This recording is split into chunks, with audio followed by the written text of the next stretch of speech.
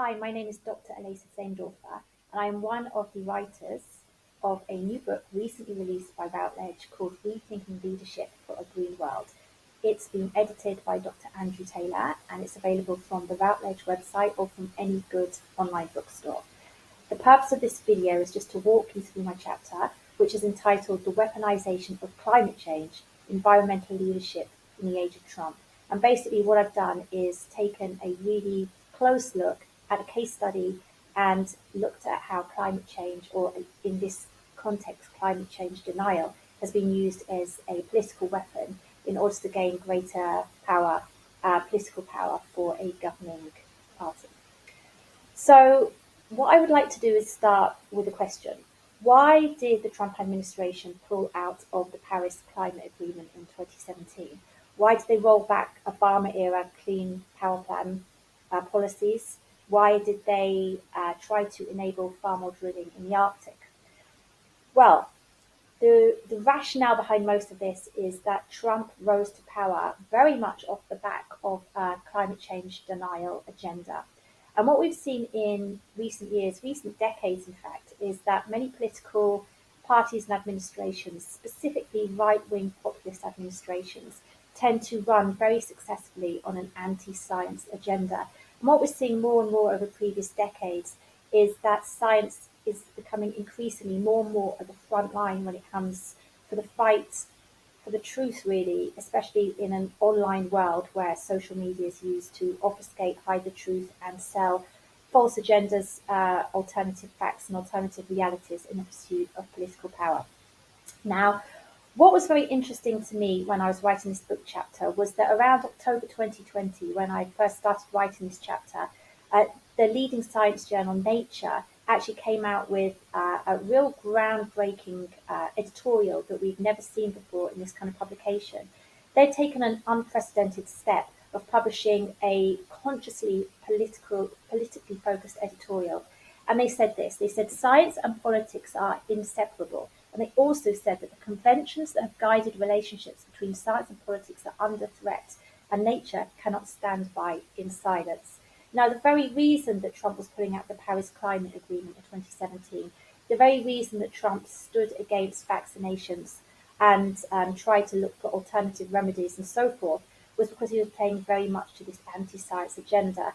What's interesting to me as well is, having written many books now about charisma and about politics, particularly the rise of right-wing populism, is that we haven't seen this level of right-wing populist movements and activities since 1939, the advent of World War II. And what's quite interesting about this is that always with a right-wing populist agenda, there's a obfuscation of the truth in the pursuit of a kind of power and clientelism, where the narrative is taken away from the scientific agenda, endeavor really, away from scientists who are demonized and pushed towards the narrative of the ruling political party. We're going to look at things like the role of rhetoric, especially online rhetoric, in demonizing science, and why that's really so profitable for the Trump administration and for gaining greater political power, specifically when it's used in the way that it was on social media platforms. We're going to look at concepts such as the pitting of creationism against climate change as a means of gaining further political power and votes in specific states in the US. We're going to look very specifically at the weaponization of truth and of the concept of religion versus science.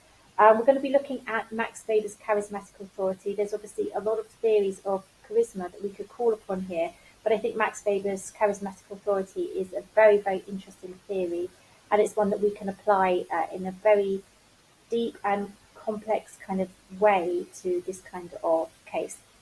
We're going to be looking at clientelism and profiteering and the way that very short-term profitable goals were met by immediately drawing back from agreements such as the Paris Accords and of rolling back the Obama-era Clean Power Plan. We can see in the case of the Trump administration how very specific individuals were set to profit specifically off the back of various climate change rollbacks, even in the face of really strong data that shows us that in the long term, that would lead to very, very ruinous economic, financial, social, and environmental outcomes.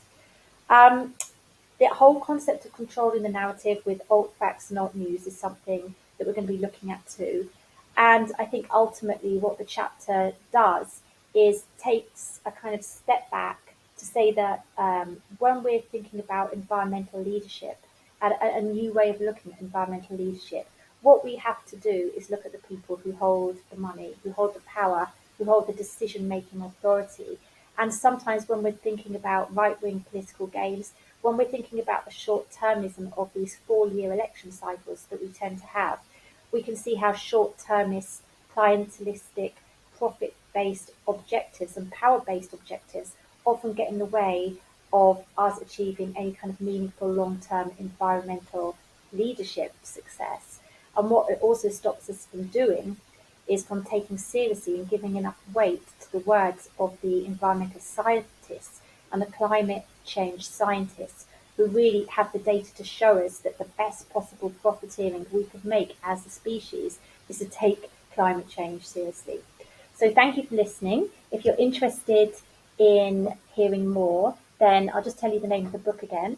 It's Rethinking Leadership for a Green World, edited by Dr. Andrew Taylor, and it's available via the Routledge website today and via any good online bookstores. So thank you very much for listening.